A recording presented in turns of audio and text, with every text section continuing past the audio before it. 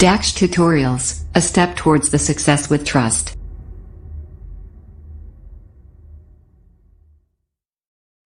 Hello students, welcome to you in your YouTube channel Daksh tutorials. Last videos में हमने आपको exercise 8.2 बताई थी। आज हम चलते हैं आपकी नेक्स्ट एक्सरसाइज 8.3 की ओर, जिसमें हम स्टडी करेंगे different types of the problem depends on simple interest and compound interest. हम डिस्कस करते हैं पहले सिंपल इंटरेस्ट के बारे में। कोई भी पर्सन जब किसी को कोई मनी या कोई भी पैसे जो उधार देता है तो उस पर क्या होता है, वो कुछ चार्ज लेता है और उसे वर्ष के अंत में वो क्या करता है, उसको एक फिक्स रेट के साथ उसको कैलकुलेट करता है। तो जो हमारा ये जो चार्ज होता है that is known as the interest कहलाता है। अब ये बात आती है कि सिंपल इंटरेस्ट क्या होता है और कंपाउंड इंटरेस्ट क्या होता है।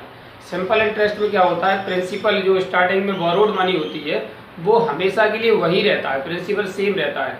और जब कंपाउंड इंटरेस्ट में क्या होता है, हर साल नया प्रिंसिपल बन जाता है, यानी टोटल जो अमाउंट होता है 1 ईयर का उसको हम क्या बना देते हैं, नेक्स्ट ईयर का प्रिंसिपल बना देते हैं। यही डिफरेंस होता है सिंपल इंटरेस्ट में और कंपाउंड इंटरेस्ट में। सिंपल इंटरेस्ट का जो इंटरेस्ट है हमेशा जो बोरोड मनी है उसी पर कैलकुलेट किया जाता है।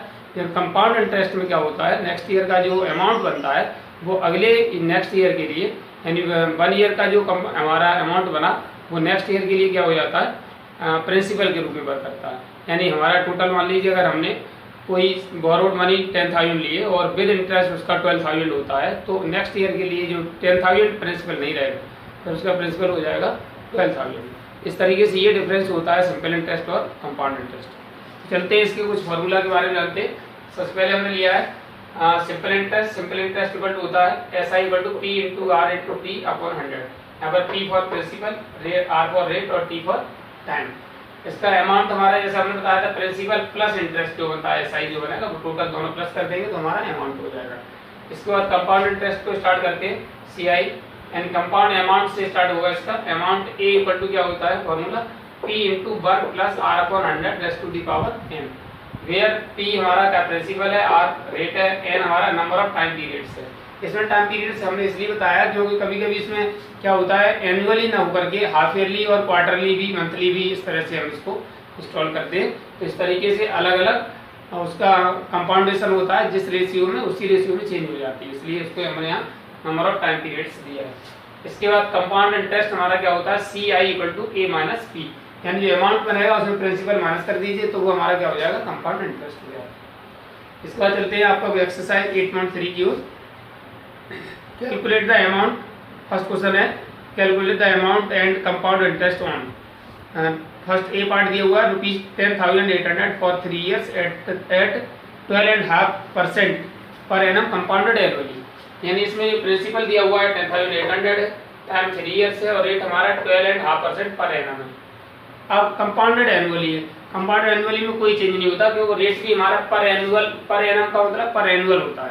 इस तरह से पर ईयर जो चार्ज है वो रेट का भी है, तो उसमें कोई चेंज करने की जरूरत नहीं है। अब हमारा जो फॉर्मूला होता है अमाउंट का, A equal to P 1 plus R upon 100 raise to the power n। Value समझते इसकी करस्पॉन्डिंग वैल्यू पुट कर देते हैं। तो P हमारा कितना 10,800 है, 1 अपनी जगह पर, R कितना हमारा 25/2, जो मिक्स फ्रैक्शन था इसे इम्प्रॉपर में बदल दिया गया तो 25/2 आ गया, इंटू 100 ये वाला आ गया, और raise to the power n की जगह कितना आ जाएगा 3 years 3 आ गया। ओके, अब ये 25 से 100 4 टाइम कर गया, 25 बन जाए, 25 हो जाए 100। हमारा नेक्स्ट स्टेप बना 10,800 ब्रैकेट 1 प्लस 1 अपॉन 4 टू जा 8 होल टू दी पावर 3 ये वाला चला। इसके बाद इसे सॉल्व करेंगे तो 8 बन जाए, 8 एंड 1 9 अपॉन 8 हो गया और होल की पावर 3 है तो इसे 3 टाइम लिख दिया गया। इसके बाद हमने क्या किया, 8 से इसको कट किया तो 1350 आया, फिर से 2 से कट कर दिया, 2 4 जा 8 और 2 से कट किया 2 6 जा 12, 2 5 2 7 जा 14, 2 5 जा 10, 675 ये हो गया। और 9 से मल्टीप्लाई 900, 729 इसका 9 का क्यूब है 729। अब इनका मल्टीपल करते हैं तो हमें मिलता है 4,92,75 अपॉन 32 और इसको फिर डिवाइड करेंगे तो हमें मिलेगा 15,377.34 rupees. This is the amount for the principal 10,800 for 3 years at the rate of 12.5% per annum.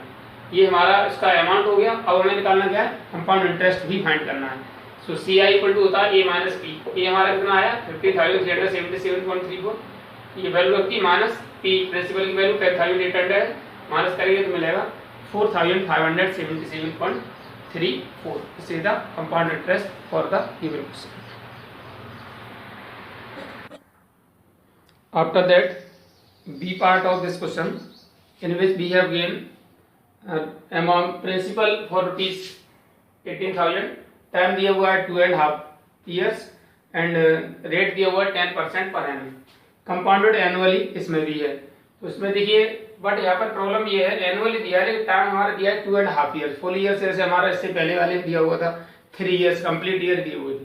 तो यहाँ पर कंप्लीट ईयर नहीं है, ऐसी कंडीशन में हम क्या करते हैं, जो हमारे कंप्लीट ईयर से जैसे 2.5 year थे, 2 year कंप्लीट है तो पहले हम 2 years के लिए कंपाउंड इंटरेस्ट का अमाउंट का फॉर्मूला आएंगे और वहां से हम अमाउंट फाइंड कर लेंगे। तो for 2 years A equal to P 1 plus R upon 100 raise to the power n, value put कर दी, P की वैल्यू 18,000, 1 प्लस R हमारा कितना 10% पर है ना upon 100 whole to the power 2 years है तो 2 लगाएंगे हम यहाँ पर, सॉल्व करेंगे, एक 0 से 0 कट गया, 18,000 आपका ऐसे लिखा हुआ है, 10 1 या 10 and 1 11, 11 अपॉन 10 की पावर 2 है तो 2 टाइम लिख दिया, 2 0 से 2 0 कैंसिल हो गए, 180 आ गया, ये 11 into 11 121 हो गया, इसका मल्टीपल करने पर हमें मिलता है कितना 21,780। This is the amount for 2 years।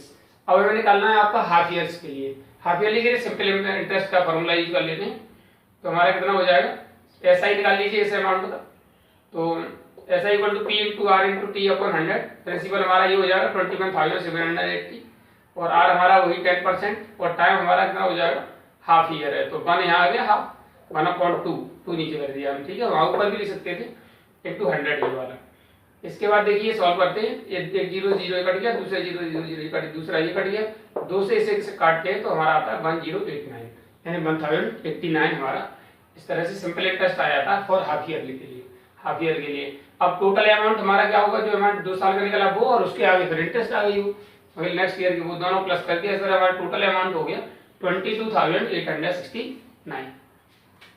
इसके बाद अगर आप देखेंगे इसका CI निकालना है तो हमें क्या करेंगे, A माइनस P, और ये हमारा कितना है 22,869 माइनस प्रिंसिपल कितना हमारा 18,000, ये माइनस कर देंगे तो कितना बचेगा 4,869। इसके बाद C पार्ट में ये कह रहे हैं, C पार्ट में कहा गया है कि ₹62,500 फॉर 1.5 year एट 8% पर एनम कंपाउंडेड हाफ ईयरली है। इसमें क्या है, कंपाउंडेड हाफ ईयरली है, तो प्रिंसिपल आपका 62,500 है, टाइम आपका 1.5 years है, रेट आपका 8% पर एनम है, लेकिन हमें कंपाउंडेशन क्या दिया हुआ है half yearly, we have written interested compounded half yearly, ठीक है। तो हमारा जो टाइम पीरियड अभी ईयर्स में दिया है, अब हमारा कंपाउंडेशन होगा हाफ ईयरली, तो हाफ ईयरली में कन्वर्ट कर देंगे इसको, because 1 year has the 2 half yearly, half yearly means duration of 6 month, 6 महीने का जो ड्यूरेशन होता है उसको हम हाफ ईयरली कहते हैं, और 1 year has 12 month, so it means in 1 year there are 2 half yearly, so we will multiply with 2 n equal to 1.5 multiply 2, इसको सॉल्व करेंगे, 2 1 या 2 8 1 3/2 मल्टीप्लाई 2, 2 से 2 कैंसिल हो गया, दैट इज क्या हो गया 3 हाफ ईयरली आपकी इसकी हो गई। और रेट हमारी जो जब एनुअल चार्ज था 8% ऑफ हाफ ईयरली में क्या होगा उसका हाफ हो जाएगा, that is 8/2, so 4% half yearly हमारी रेट हो गई। अब हमें सीधे सीधे फॉर्मूला अप्लाई करना है, अमाउंट का A equal to P 1 plus R upon 100 की पावर m, ये करस्पॉन्डिंग वैल्यू रख दी है, P पे हमारा कितना 62,500, 1 हमारा ये लिखा हुआ, रेट हमारा कितना है 4% हाफ ईयरली है, और हाफ ईयरली टाइम कितना 3 हाफ ईयरली है। ये अब हमारा इस वाले टाइम से कोई और रेट से कोई मतलब नहीं है। अब हमें सॉल्व करते हैं, 62,500 ये हो गया, इसे सॉल्व करेंगे, 4 बन जाए 4, 4 से कट करें 25 टाइम, 25 बन जाए 25 एंड 1 26, it is 26/25 होगा because it has 3 power, so we will write 3 times 26/25 26/25 26/25।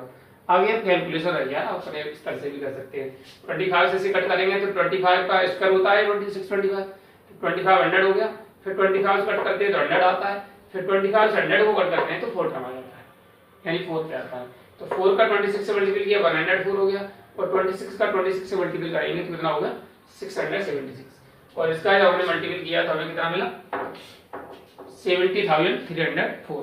This is the amount for 1.5 year eight the rate of 8% पर एनम कंपाउंडेड हाफ ईयरली पे, ये हमारा अमाउंट हो गया। अब हमें क्या निकालना है, simple compound interest, compound interest हमारा क्या होगा A माइनस P, यानी हमारा A जो है 70,304 में से पी हमारा 60,500 को माइनस कर देंगे, कितना बचेगा 7,804।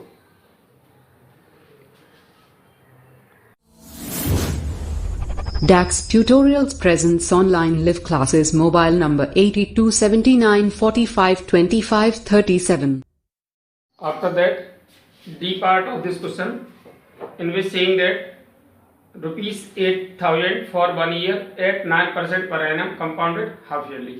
सिंपल क्वेश्चन है, यानी रुपीज उसका प्रिंसिपल है 8,000, टाइम हमारा 1 ईयर है और रेट हमारा 9% पर एनम है, और interest is compounded half yearly. Interest जो कंपाउंड किया जाता है वो हाफ ईयरली किया जाता है। तो हाफ ईयरली में हमारा टाइम ट्वाइस हो जाएगा, 1 ईयर में 2 हाफ ईयरली होती है, तो 1 × 2 = 2 हाफ ईयरली हो गया। रेट उसकी हाफ हो जाएगी, पर एनम एनुअल रेट है वो हाफ कर देंगे हाफ ईयरली में, 9.2% हाफ ईयरली हो गया।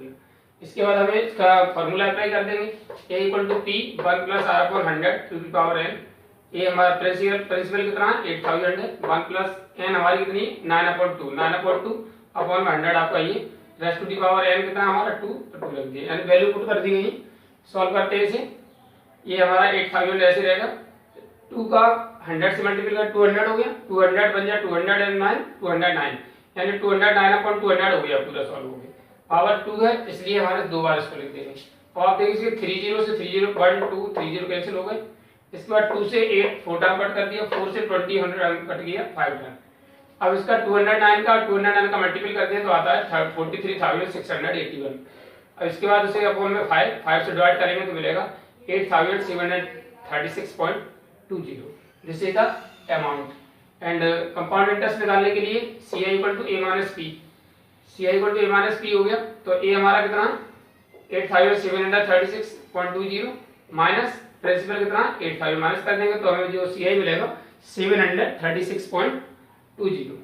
इसके बाद देखिए आपका क्वेश्चन नंबर जिसका E पार्ट है, सेम ऐसा ही, उसमें भी कहा ₹10,000 फॉर 1 ईयर और rate 8% per annum compound half yearly. Simple इसी तरीके से है आपका, जैसे 8,000 और 10,000 होगा, रेट 1 ईयर है, टाइम 1 ईयर दिया और रेट 9% की जगह कितना दिया उन्होंने 8% दिया, तो सेम अपने आप करना है।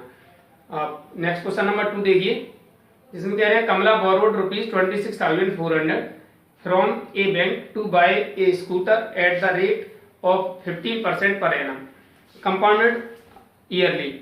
What amount will she pay at the end of 2 year and 4 months to clear the loan. यानी कमला ने अपना स्कूटर खरीदने के लिए किसी बैंक से 26,400 रुपीज बैंक से लोन लिया, जिसका रेट था 15% पर एनम। तो ये बताइए कि उसको 2 साल यानी 2 ईयर और 4 मंथ के बाद लोन को क्लियर करने के लिए कितना पे करना पड़ेगा। तो सेम उसी तरीके से है, कमला बोरोड यानी वो प्रिंसिपल हो जाएगा 26,400, रेट हमारा 15% पर एनम दिया है इसमें। इसके बाद हमारा जो टाइम है 2 ईयर 4 मंथ है, तो ऐसी सिचुएशन में 2 ईयर 4 मंथ 3 मंथ है, तो पहले कंप्लीट ईयर का हम निकालते हैं, क्योंकि रेट जो दी हमें पर एनम दी है और कंपाउंडेड भी ईयरली है, इसलिए फॉर 2 ईयर्स। ऐसा क्वेश्चन पहले हमने किया था आपका क्वेश्चन, इसका फर्स्ट का बी पार्ट था। 2 ईयर्स के लिए निकालेंगे, A = P 1 + r/100 raise to the power n, formula लगा दिया। प्रिंसिपल की जगह 26,400 आ गया, 1 + r हमारा कितना 15% है और टाइम हमारा कितना लगेगा 2 ईयर्स लगेगा, तो इस तरह 15/100 raise to the power 2। Solve करेंगे 5 3 से 3 और कट गया, 5 से 20 टाइम कट गया। आगे सॉल्व करते हैं, ये हमारा 26,400 ऐसे रहेगा, ये 20 बन जाए 20 एंड 3 23/20 हो गया, तो 23/20 होल पावर 2 है, इसलिए 2 टाइम लिख दिया गया। 2 0 से 2 0 कट हो गए।